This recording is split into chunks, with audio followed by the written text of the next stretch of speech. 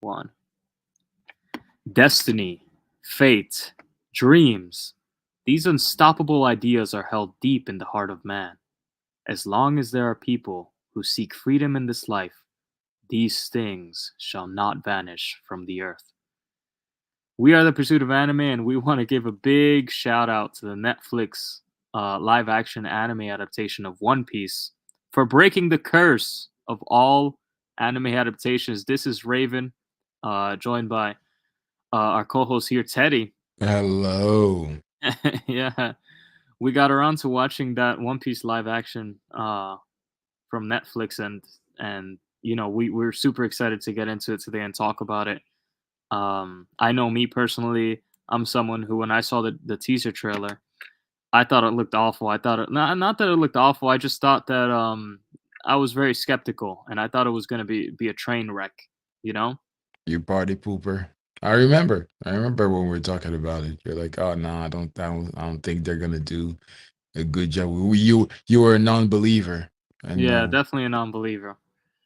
Because I just don't like to like blindly believe things. Like I looked at what I was seeing, and from what I was seeing from that teaser, it wasn't looking that good. But then, as I think it was trailer one came out, slowly but surely you start seeing more and more of like kind of what they were really capturing with the live action. And then I was like, okay, this the trailer actually seems to capture the essence a little more. That's what kind of sold me on checking it out to begin with, because the teaser trailer looked, I mean, it's still to this day it looks awful to me. it was a little bit rough around the edges, not gonna lie. Most people were not that optimistic about this project when they saw the teaser trailer at first. They're like, okay, there is some good, but most of it is kind of questionable, you know. Yeah. Yeah, but what did you think about the show overall before we get into like some deeper topics? What did you So just overall think about it? the first thing is that I was very much invested in all the conversation that was happening around it by One Piece YouTubers and content creators. Many were thinking that it would be better if they released it weekly, so an episode every week. I'm glad they didn't do that because the first kind of quality of this show that I noticed is his bingeability factor. It's really high. I I started watching it the night that he dropped. I was right in there, and I was I tried to pace myself at first. It's like, okay, let me just check out the first episode, get a feel for what they're doing here. I found myself watching 4 episodes that night because I just couldn't get enough. I was like, oh, I need more. I need more. I need more. I need to see more of how they're interpreting one of the best stories in you know in mankind. So it it's so easy to binge. That's the first thing that I noticed, and of course I finished it in like 2 days. And Nice. I'm just waiting for everybody else to get caught up so I can have those conversations without spoiling anyone because they see that's another thing too. You would think, oh, because we know the source material, the original story, technically we can't be spoiled, right? Because we know where the story's headed. But the thing is, as you've probably heard many times, there are certain limitations that the live action had, and they had to work within those parameters and make some changes to the original story as a result. So really the final product is a little bit different from the original. So there definitely were opportunities for people to get spoiled even if you already knew the original story. So Yeah. it was, yeah, we can get into it a little bit more, but the changes, some were hits, others, I don't want to say misses because I was okay with them for the most part for what they were, but I felt like there were certain things that could be improved on for sure. Yeah, yeah, like me going into the show, like I judge all shows first as like as just their own thing, if because like when I go into the One Piece live action, I'm not going in really as a One Piece fan. I'm going in just like to kind of see what this is all about, see if it's a good show That's first. the ideal approach, yes. And that was how I went in, and I just liked it all. And of course, like, there is the One Piece fan in me that, like, I'm seeing all these kind of, not Easter eggs, but I'm seeing all these moments that I know very well. They're very, like, near and dear to my heart, and I'm Mhm. seeing them play out on a live action screen, in a live action setting, and it just brings me joy. It brings me happiness. I'm like, wow, like, I remember this. I remember this when that happened. Oh, that's a little different. This person looks a little different. Where's that guy? Stuff like that.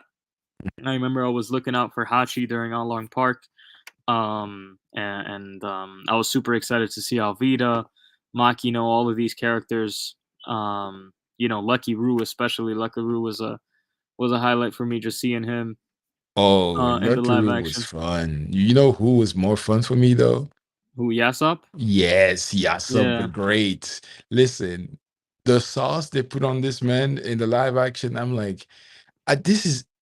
But what I liked about that was that, so we never saw Yasub do something like that in the original story, but Hmm. his characterization in the original makes you feel like he could really do something like this. So it was completely in character, and it was so cool to actually see him do something like that.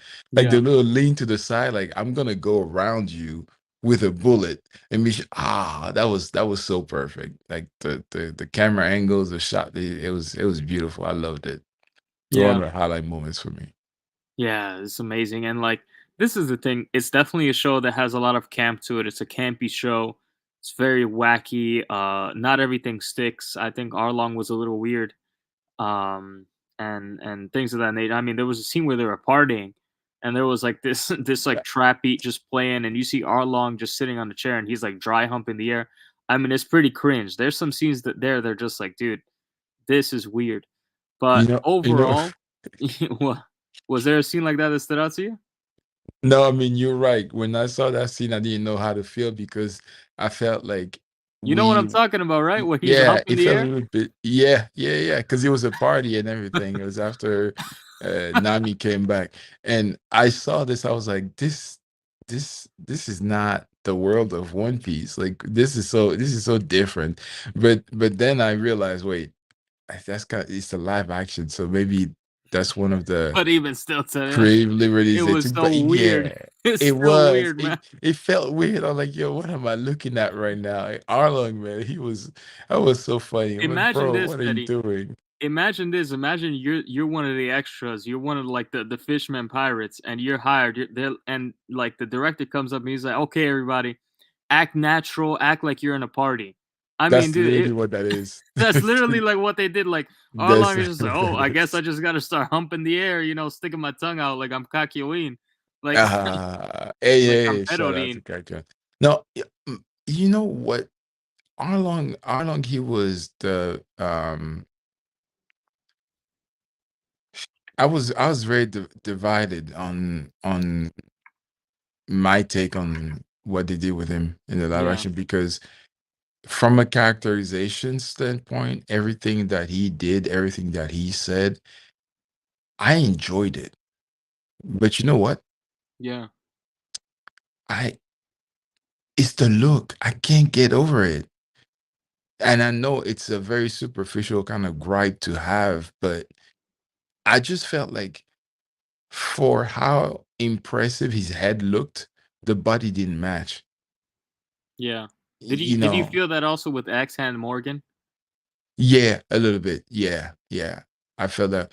The one thing that Axe Hand had going for him was that he was taller than Yeah, everybody else, so that kind of helped. It give him that imposing air, but for the most part I felt like he could have done a few more bicep curls, could have bulked up, and maybe get a few shots of trend, I don't know, something. or some CGI, So yeah, maybe some CGI add to that. What See, because I'm familiar with the bodybuilding world. I mean, when I say familiar, I mean I'm still a novice. Like I mean, I'm not into it like that. I just kind of Yeah. know You about know it. about it, yeah. I've seen physiques that I'm like, okay, this does not even look real. That looks like a cartoon character. Yeah. So in my mind, I was thinking they had the pick of the litter in terms of people that they could cast to play those roles. But then again, there's also the fact the part of having somebody there that can actually act, right? Because just because you look the part doesn't necessarily mean that you can act the part. Yeah, for So sure. yeah, Yeah, but that's yeah, I felt definitely like one he of the could have been hurdles. bigger. Yeah, he definitely could have been bigger, but overall, like, this is the thing. When there were, of course, some wonky parts, it's definitely campy. It's definitely, like, has its weird moments, right? But overall, I think that when it matters, they make it count, you know? So, when you have those pivotal scenes like Nami, basically giving into despair and losing all hope. And you see Arlong's about to destroy her town, and she gets on her knees, and she's just filled with rage. And then you see her turn over to Luffy and ask for help, finally give in and put her trust in somebody else that's not herself, and ask for help from a crew. Actually, put trust in people. That moment really hits. It sticks with you just like it does in the original. The scene where Zoro basically, professes that his allegiance to Luffy, that scene sticks with you. It hits it.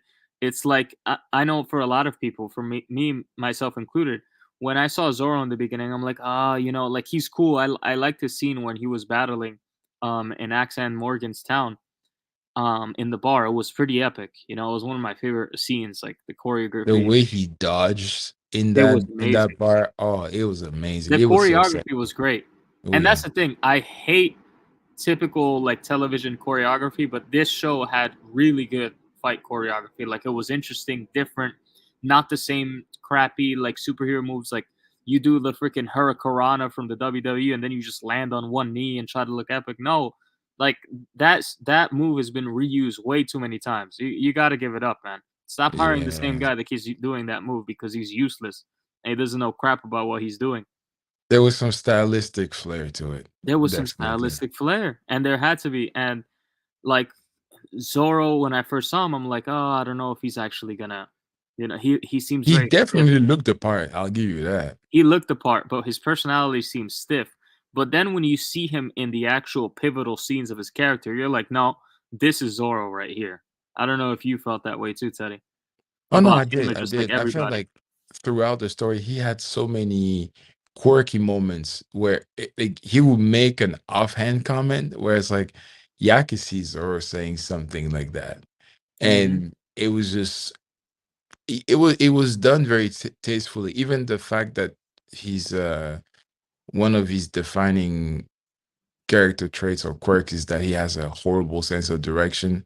Back in the Kuro, the Syrup Village arc, when he got out of the well and he found Luffy asked him, "Hey, how did you know where to find me?" He's like, "I didn't. I was headed back to the mansion." Like it wasn't overdone, but it gives you a sense of okay, this dude, he just doesn't know where to go. Like he has a horrible sense of direction, and they're probably gonna lean into that more, moving forward. But that's another thing that I love that they did, which is they whatever quirks the characters have, they toned it down to where it's still done tastefully, but it's not over the top, so you can appreciate those aspects of their personalities, but it's not overdone, right? And Yeah, that's one thing I was worried because One Piece is a very bombastic story, and everything in it can be a bit over the top sometimes, even the humor and the comedy, which I love, and it works in an anime slash manga settings, but it doesn't always translate to live action. Like there's changes you need to make, and I feel like they did a pretty good job of it. Because like even when they were in Kaya's mansion, there is something that they did that I was like, that's so subtle, but that calls back to who each Straw Hat is as a character, and that was so beautiful. Is when in the middle of the night they're all sneaking out because they didn't, as pirates, they didn't get their fill. So you see Luffy, he's sneaking out, he's looking for the dining room or the kitchen because he's trying to get more food.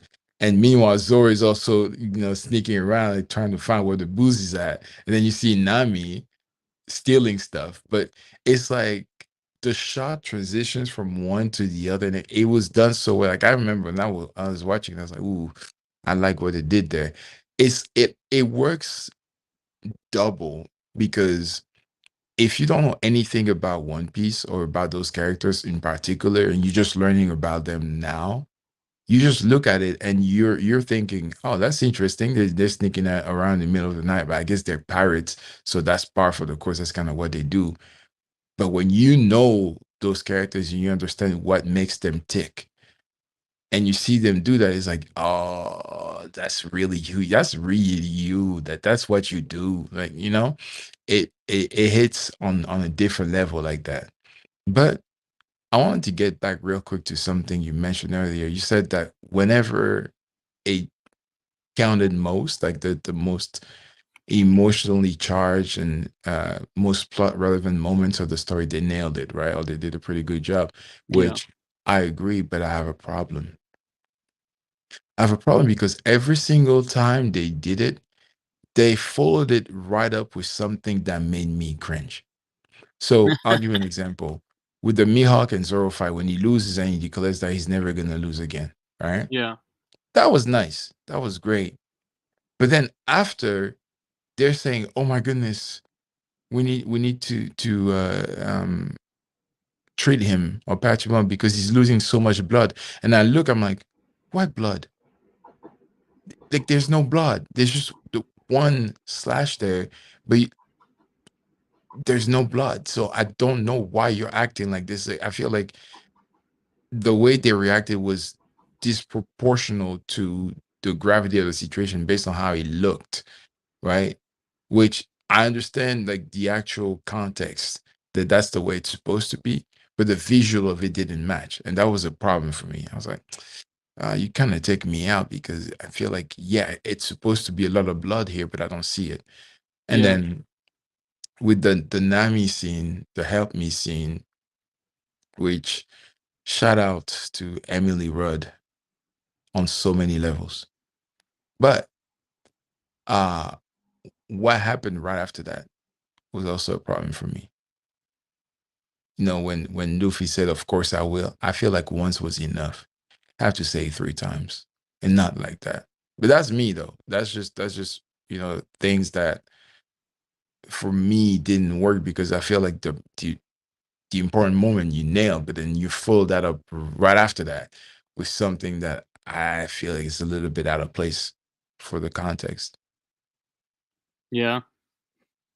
Uh, Yeah. So overall, what score would you kind of give it? that's a good 8. Like out of 10? Nice. Yeah, yeah. What about you? I gotta like at a. I kind of lump TV shows in with films and stuff. If they're good enough, I'll watch them. I don't watch TV much at all. So if I do watch a TV show like All of Us Are Dead, Squid Game, and this, like it means that they're already like above a 5 out of 10. All time ranking, I'd probably give it a 6 or a 7. Probably more a 6 out of 10. But it's really good. Has some really great themes. And one of those themes that I think that shined from the original manga adapting it to live action is kind of like the essence of dreams, right? What kind of makes a person dream? And you get into it, you kind of comes full circle in the final episode when you see Luffy and his crew, they put their feet The on the barrel? barrel, Yeah. and they all declare their dream. They all declare like what they're going into the Grand Line for, what they're setting out to see, to do. And it's such a beautiful scene. It's something that myself as a kid, when I was growing up watching One Piece, that's one of the things that made it special and set it apart from Bleach and Naruto, Dragon Ball Z. Is that these characters, they really are following their dreams, right? And I could relate to that in a lot of ways, right? Because I have my own dreams. I had my own dreams as a kid, and seeing that at a young age was super inspirational to me, right? I remember one of the biggest moments watching One Piece as a kid on Toonami or Adult Swim. What was it? Um, watching Zoro fight Mihawk, right? And he loses, but he still like ends up, coming back. And Hmm. basically as a kid, it gives off. It's a very simple message, but it's a very powerful message. Even when you're not a kid, when you're an adult, that if you have a dream, there's going to be these big obstacles that you're going to have to face, but you're going to have to overcome them, and you're going to have to be willing to stare death in the face to chase your dreams. And that kind of bravery, that courage go is one of the essence of dreams, and that's something that I think we definitely captured in the One Piece live action when it counted. What like throughout the show, Luffy's a doofus. He's an absolute moron, certified buffoon. He looks like an Certified idiot. buffalo. He looks like an idiot. He looks like Mr. Potato Head. But then when you see Nami, stabbing herself, and he stops her hand, and you see the look on his face, you see that bravery, that courage in him. You see who he really is. That rage. You see basically the strength that he has. And that he's willing to pull out for his friends and for his dreams and things of that nature. And that's something that's super inspiring. And that's definitely something I saw that the live action captured. I don't know if Oh, you feel the yeah, I same way. agree. I'm 100% because thing is, I saw it early on because there's a scene that they did, which I liked their take on it, maybe a little bit more than the original story, which I know for some people is going to sound like blasphemy of the highest order, but just hear me out. When Luffy meets Zoro for the first time Yeah, in the live action, they of course they clash because their personalities are complete opposites. Zoro talking about I hunt your kind, the minority hunter, back at it again. So yeah, yeah, they clearly, they don't necessarily get along, right? But through their small exchange, he does let Luffy know about his dream of becoming the greatest swordsman. And what Luffy does after that, I felt like that is so Luffy. Like it encapsulates who he is, but it makes him seem a little bit less toxic because sometimes in the original story, it feels like he's forcing the people to join his crew, almost like bullying them, but it's not really that because he's just manifesting how they really feel sometimes when they themselves don't know it, right? Because yeah, people think Zoro is a pirate hunter. They don't realize that that's not really who he is. He just happens to be doing that because they have bounties and he needs to eat and pay his bills, and that's the only way that he can do that is by hunting pirates. Like he doesn't really care about, like there's no moral reason why he does it. It's just that, oh, there's a bounty on your head. That's going to come in handy for me because I need to get by. So I'm gonna do that. So it's more so a means to an end. It's not really like uh he's not devoted to the cause of hunting pirates. It's just something he happens to be doing. yeah, But when Luffy frees him from the post, it's what he tells him that really made me like their take on Luffy as a character. When he says, when he's untying Zoro, and Zoro's like, I'm not gonna join you even if you do this. I don't owe you anything because I didn't ask you to do this. And Luffy goes, I know, I don't expect you to. I just think it's a shame for you to be here when there's something great for you out there that you're chasing. I was like, oh yeah. Oh yeah, I like this. This yeah, this is Luffy right here. Like that right there, I knew they understood who Luffy is as a character. He didn't even force Zoro to join him. He just said, "You have a dream. Go chase it. Like go after it, because that's what you want to be. It's a shame that somebody as great as you is tied up here. So go." I'm like, oh, that's amazing. And that makes Zoro coming back and helping them when they're dealing with Captain Morgan and his goons all that more powerful because that sowed the seed for that moment, yeah, when they first meet. So, and there's multiple instances like that throughout the whole show. And I think they did a really great job of showing that part of his personality. yeah. Another thing they did a great job of showing was like this kind of concept of, I mean, I'm sure you've heard this complaint, Teddy. A lot of people, I'm sure, listening have heard this complaint about One Piece. That, I mean, this they say this is a pirate show, but they're not pirates. They don't act like pirates at all.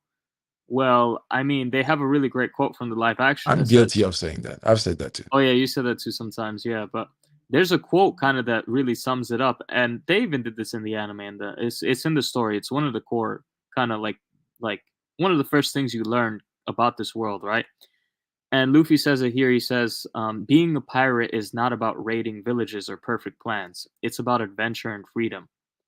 So the thing is, to you, being a pirate might be pillaging, destroying, killing people, taking the loot, living for the riches, living for the next cup of booze. But in the One Piece world, that's not what a pirate is. What a pirate is living not to follow the rules of others, and to live but basically by your own code. You're creating your own code.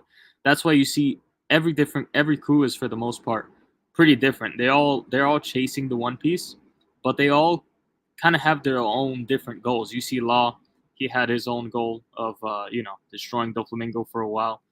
And for Luffy, I mean, it's simple. He's just a swashbuckler that believes in himself to become the king of the pirates. He believes that he's gonna find the One Piece, just like most pirates do.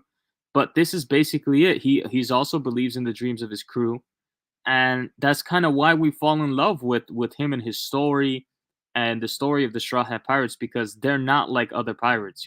This isn't Pirates of the Caribbean. Even Pirates of the Caribbean, those pirates were a little different, even though they did live in a world of very like crazy cutthroat pirates that are just there to drink rum and chop heads off and enslave villages.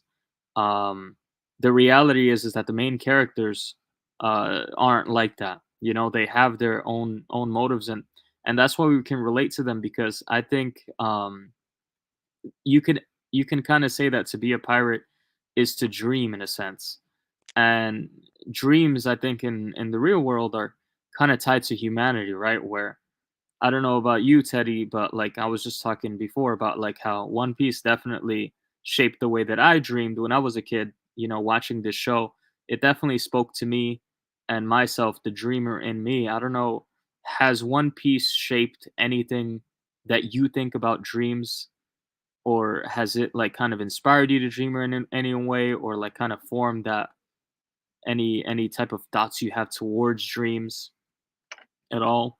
Or what's your kind of concept of dreams as a whole? Um, See, the thing about One Piece is like the world in which they operate is it's so vast, it's so grand that um when I first started watching it, like back in the day, or I'm still like a teenager back then. Actually, Yeah. maybe it was a little bit before I was a teenager, but either way, I was just fascinated by the characters themselves, than by the world. That there are certain aspects of the story that didn't really.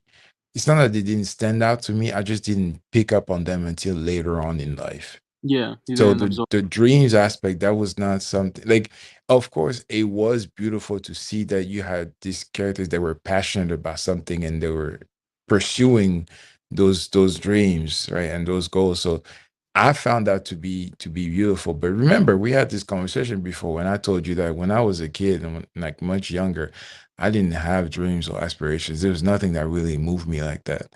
It wasn't Yeah. until later that I found it out for myself, something to go after, something to be passionate about, right? But growing up, the story itself But of how do One you Piece, I was find that? How enchanted did by. you how did you find that dream, Teddy? Like what is a dream to you? It's whatever makes you whatever moves you. Once you understand who you are as a person, you'll Yeah. know what matters to you. And then you can go after that. Like for me, for example, I do want to make money in the business world, especially in Nice. in accounting and all that stuff. But that was something that I found out later on, like through my college years and interacting with other people. I realized, oh, I actually enjoy doing this, right? So it's through experiences and interactions with other people that I discovered that. And but like we were saying, for some people, it's their environment and their experiences that create that passion, that they didn't Yeah. know they had. And for the other people, it's more innate. They just know. They're like, oh yeah, this is what I see. And sometimes they will see something like One Piece, and they'll see characters go through certain things or chase certain dreams and think, oh, that's what I want to become. And I can give you two characters in the original story that I know inspired a lot of people. And that's Buggy. I mean, Buggy's he's a god. Like everybody's inspired by Buggy. Everybody worships Buggy. Buggy, the genius jester. Come on, now, everybody knows him. Yeah. But no, it's Chopper and Sanji, because their backstories of what they led to and how it shaped who they became. It's I can see somebody literally. We have stories of kids who were saved by amazing doctors and went on to become doctors themselves because they were so moved and inspired by their own story. Yeah. So I can see how a character like Chopper, who based on his dreams and aspirations might be a little bit more relatable than, I don't know, trying to be the greatest swordsman, be a source of inspiration for some people, right? Yeah. But I can also see how you can just model your life after just the energy that certain characters put into their dream. So maybe your dream is not to be a greatest swordsman, maybe it's just to be a great athlete, but you can still be inspired by Zoro and how he trains and how he dedicates to his goal. So, you know. Yeah, for sure. That's really powerful because like and I think I relate to that too because I've always like dreamed ever since I was young, and so like when I got into anime watching like Toonami and Adult Swim, I don't remember like what it used to air on, either one of those, but they used to air on that, and I would see Naruto. I want to become I'm gonna become the Hokage. Luffy, I'm gonna become the king of the pirates, and all this stuff, and even just Ichigo's journey, which is more simple. He's just protecting his friends, going through his daily life. You see his struggle, and I would relate to it. Mhm. It wouldn't be so much that like it would make me like form a dream, but I would relate to it so much, and it would kind of like kind of give me an energy boost. It'll be like a little energy pack. Like yeah, like this is that energy that I have that I've always had as a kid, but I've never had a way to kind of express it or channel it or see it reflected, or see it parallel to me. But now I'm seeing it parallel to me, and that's kind of inspiring me even more. And that's something that I think that's very valuable, even not just as a kid, right? I think as an adult, you should never lose the sense of dreaming, right? And a dream, I think it's important that you say, like, explain your story, Teddy. Like, that's why I was kind of like pressing for it, like, where you're saying, like, I never really had a dream growing up, like, and that's fine. That's like, I think a lot of people have to like realize that that's fine too. Not knowing where you're going, not really feeling too strongly here or there, in regards to what you want to do with your life. You know, you kind of just want to live. You're kind of just enjoying, family, enjoying friends, enjoying your kind of alone time. That's valuable too. Um, but at some point, there are like little dreams you can have as well. Like it can even be something small, like, oh, this summer I want to take my family to a nice trip to Switzerland or something, or the Bahamas, what have you. It could be anything. Or I'm trying to do a barbecue this year, a cookout with the family. Haven't done one in years. I remember when I did one when we were a kid. Haven't done one in years. I definitely got to do one. Even small stuff like that can be a dream. And I don't know, man. I feel like this stuff really speaks to the humanity and people. Definitely does for me. No, it does. It does for me too. Like it just the story of One Piece is extremely inspirational, and there's so many life lessons you can take away from it. It can really shape your life if if you allow it to, if you kind of open yourself up to the story that it has. And that's why I'm so glad that it's having the great success that it's, you know, going through right now, because this we're only scratching the surface. Some of the most powerful and meaningful moments in the story haven't happened yet. Yeah. They'll probably need 2 or 3 more seasons before we get there. But once they do, people will really understand why, for so long, people who have been fans of the original story sung its praises. There's a reason for it, you Yeah. know. And I'm just glad that with this, we might more people might get into it. Yeah, It's it's getting a lot of unfortunate. praise It is, but it's from I people who feel never like, seen it. yeah, that's right.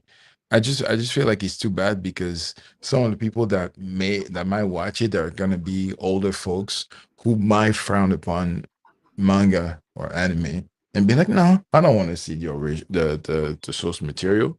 Yeah. I'm just gonna wait for the live action to put out more episodes. So that's my thing, where I'm like, I like what they did with live action, but let me ask you, if you were somebody who didn't know about the original and you watched this live action, would you go and check out the Like if the- I wasn't into anime as a whole, yeah, like if you knew nothing about oh, probably anime in not. general? Probably not, And because there's tons of movies that I watched, like, for example, Dune. I watched Dune, I love that. Let the Right One In. Not the one with Chloe Moretz, I think that's Let Me In. The original, I forgot where it's from, somewhere in Europe. But there's a book based on that. I love the film, never read the book. Of course, as a kid, watched freaking Twilight. Oh, I mean, I hated it, so that kind of doesn't count. Harry Potter. I watched the movies, never really read the books like that. Um, so yeah, I'm not the type that like if I see it, if I love it, that's enough, you know? I don't think that like people have to like if you watch the One Piece live action and it's your first time, you definitely don't have to check the source material. That's my stance. Like you already basically consumed the story once. You definitely like if you want to, you should. You definitely should because the the source material is leagues better, and you're gonna get like a lot more content out of it. Right? You're gonna get a Mhm. lot more nuance to the story and a lot more depth to the story. And there's so much that was like that just couldn't make it to the live action to the big screen. But but I wouldn't say like people should like dedicate time if they don't want to check out the source Yeah, material no, I after think that watching the makes live action. sense. I think that's a sensible stance to have. You shouldn't try and force, the original story down people's throats. So I completely understand and agree with that stance. I think it's coming more so from the perspective of somebody who's such a fan of the original story, where I'm like, oh man, you should really do. But I can totally see that if the roles were reversed, if I was in and I was just checking this out for the first time, I don't have any real stakes to go and see the original. Yeah, I'm just kind of seeing this and thinking, yeah, I'm okay with this. This is good. I'm yeah, just gonna wait exactly. for the next season, since it's been confirmed for a second season. So might as well. So Yeah. I understand. And I'd even say it like this, like if you just watch the One Piece live action and it's your first time watching One Piece, you're not going to check out the manga, but you love the live action One Piece. Hey man, you're a One Piece fan just like us. You're not as much of a One Piece fan as us. So let me just say that, Oh, by a because long shot. yeah, Yeah. but you By a definitely long are a One Piece fan. Let me just say that. Don't let anybody tell you you're not a One Piece fan. If you're watching the live action, listen, you've done more than a lot of these people that are reading the manga week to week. They're reading it on a crackmanga.com. They're reading it illegally. They never gave Oda a single dollar. You streamed it legally on Netflix. You did more than these One Piece fans who spend hours talking crap about it on YouTube ever have. So you're more of a One Piece fan than they are. Um, Me, I always support the manga. I have Shonen Jump Plus. It's like $2 a month. That's literally all it takes to be able to support the chapters. Um, I watch the anime mostly on Crunchyroll, especially nowadays. Now that I'm an adult, have the money for it. So I love the fact that like One Piece live action is getting acclaim. I see a lot of videos coming out talking about how it's a beautiful story. It's really inspirational.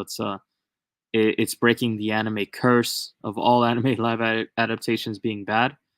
The curse is broken with One Piece, and that's amazing to see. I know the reason why I'm saying all this, Teddy, is because I know that anime fandom anime fandoms tend to be pretty elitist, and I've definitely seen that in the One Piece community. And the last thing I need is like, or the last thing I want is people coming into One Piece innocently. They're just trying to have fun, watch a show, and then people are like, "Oh, well, you're not a real One Piece fan. You haven't seen the source material, bro. Like, what are you doing with your life? You're a scrub." Yeah, anime fans can be very toxic. Yeah. Meanwhile, you're a bum that you spend the whole time like pirating the manga. You never actually supported it. I mean, like, so it just doesn't make any sense. But the reality is that the show was great. People are loving it, and we're getting a season 2, man. Oh no, it's definitely worthy of celebration. I love it. It's just that I guess I have knowledge of what the story is like. So let me put it this way. It's Yeah, like it's like if you go to a restaurant, right? Let's say you have a restaurant where the food is amazing, the variety is great, the options are almost endless, and then um that restaurant opens a food cart that doesn't like they have some of the options but not everything. yeah. They have some of the main items, and you recommend your friends, hey, you know what, go check out that food cart, and they do. They're like, wow, this is actually pretty good. Hmm. I feel like, as somebody who knows how good it can be, I'm not going to force you to check out the other stuff, like the main restaurant, but Yeah, I'll be like, listen, man, I want you to experience good stuff. the Like, I best. want you to have the best if you can, if you can. And I'm telling you, for how much you enjoyed this, there's something even better. Yeah, And like, so it's not coming from an elitist kind of place. It's more so, if you want to enjoy great storytelling, go check this out and tell me how you feel. You don't even have to invest that much into it. Just like, okay, so if you were to recommend somebody the original story, would you say anime first or manga first, oh, if I'm if you know recommending, it's going to be hard for them to get into it? you're talking about anime or manga or live Yeah. action or manga? No, anime and manga. Like, we're Oh, talking like off of the live action. If you were to recommend somebody, be like, okay, so oh, if I were okay. to say, yeah, I'll tell them I'll tell them watch the anime. the anime, right? Yeah. Yeah, yeah. I feel, especially pre-time skip. I'd be like, if you really start to get into it, watch it till Marineford. After that, you go to the manga, because there's certain things that happen in the anime. I mean, the anime is still good in some parts, post time skip. That's what I hate about anime sometimes, that it is so hard to like, there's It's no not always one consistent. it's not consistent. There's no one straight surefire way to watch One Piece. You had to skip the fillers. You have to watch the Marineford and then read the manga after, because the pacing gets screwed. Horrendous. Yeah, Yeah. like, and it's the same thing all around with Naruto. You have endless fillers to skip, and same thing with Bleach. You have entire arcs to skip. I It's think I think that's a problem that the main big three suffer from the most, because they're long running narratives. So they Yeah, had to fill it out to pad out the spacing between anime and manga, so that the anime doesn't catch up. yeah.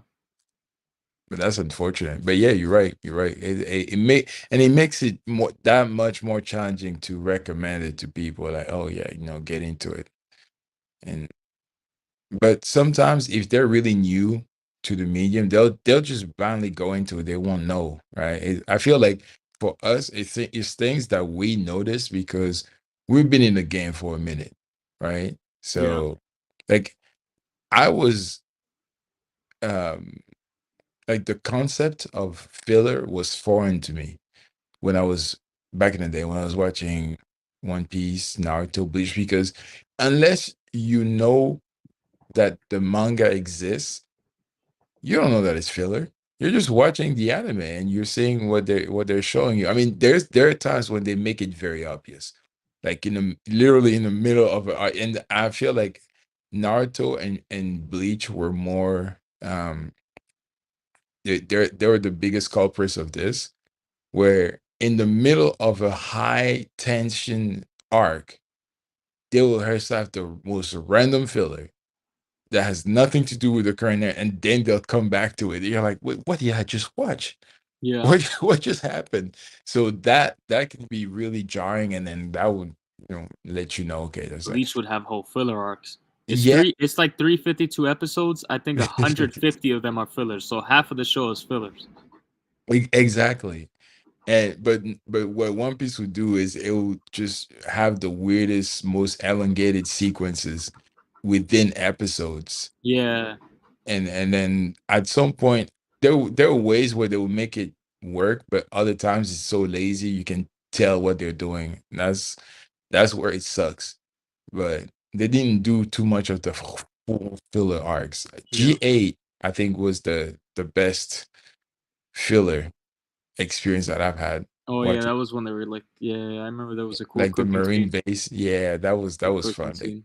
some of the funniest moments too. But Yeah. that's one thing that the live action I feel did really well, was also capture the humor of the original The story. humor. Yeah, yeah, It was because funny. it was. There are times like it. So I told you just some of the creative liberties they took that kind of deviated from the original that I liked. One of them was what they did with Helmeppo. Yeah. Helmeppo is actually a really interesting character in the live action. I was not expecting that. Him and Kobe, the dynamic was great, but how he achieved that hairstyle, that I liked what they did with it in the live action, where he normally has long hair, but then after stealing Zoro's swords, Zoro gives him a custom haircut, Yeah. and that ends up being what we know him as, like when we get introduced to him in the original. That was good. I was like, okay, you know what? I like what they did there. But Yeah. Helmeppo's gonna be a fool no matter what, man. Like, absolutely, absolutely. yeah.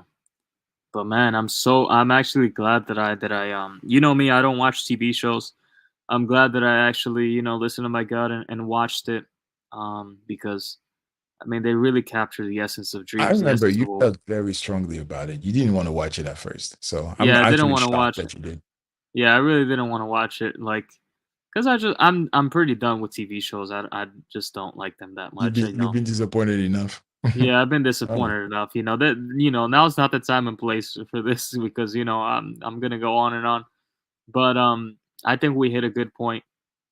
I think we covered a lot of it. The essence of dreams, One Piece to live action. I mean, all the strides that it's making. I've seen even the Critical Drinker, who's a big YouTuber, that covers like films and like random media, through a drunken lens. He covered it, so like that was a W for me. Seeing like, oh, like these big YouTubers are even covering it that are not One Piece YouTubers, right? Like these are just random people. Like they're covering it. That is a huge W, and it's a good sign for One Piece. And I mean, nobody could have watched it. I'm just happy that it's actually a good show. That I had fun watching it, and the cast seems to have a lot of fun making it. They're a great cast, great crew, and can't wait for season two, man.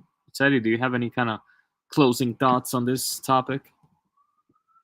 I mean, nothing major, man. I'm just glad that it's a success, and that we're being greenlit for a second season. So that's exciting. And then just stay tuned. Hopefully, because I know season two is going to be a lot more challenging than season one, because the content is being covered is going to require certain like a lot of special effects and different they're going to run into different production hurdles, but I think I have faith. I have faith, especially with Oda's vision and him supervising everything. I Yeah, think I'm I think we're in good waters. So we'll yeah. see how it goes. We'll see how it goes. But yeah. And who knows, man? Like maybe we got more like videos on the live action coming down the road with season two and everything. Who knows? We might even do like a what to expect from season two, like a little precursor to the season two leading up to it. Oh, You that would know, be interesting. Absolutely. that Yeah. would be Yeah. cool. Yeah, because we're the Pursuit of Anime guys. We talk a mix of anime and philosophy, but of course, there's room always for us every now and then to teeter into one direction fully or the other. So there's always going to be sometimes where we just do a philosophy video or just do an anime video every now and then, of course. But I mean, the core concept of our channel is just kind of exploring philosophy through an anime lens and exploring anime through a philosophical lens and just kind of learning, scrambling, rambling our thoughts and kind of working out kind of our beliefs and our world views as we talk about some of these deeper topics and hopefully you guys that are watching us, listening to us, and have joined us on this journey, are getting some type of value and entertainment out of this.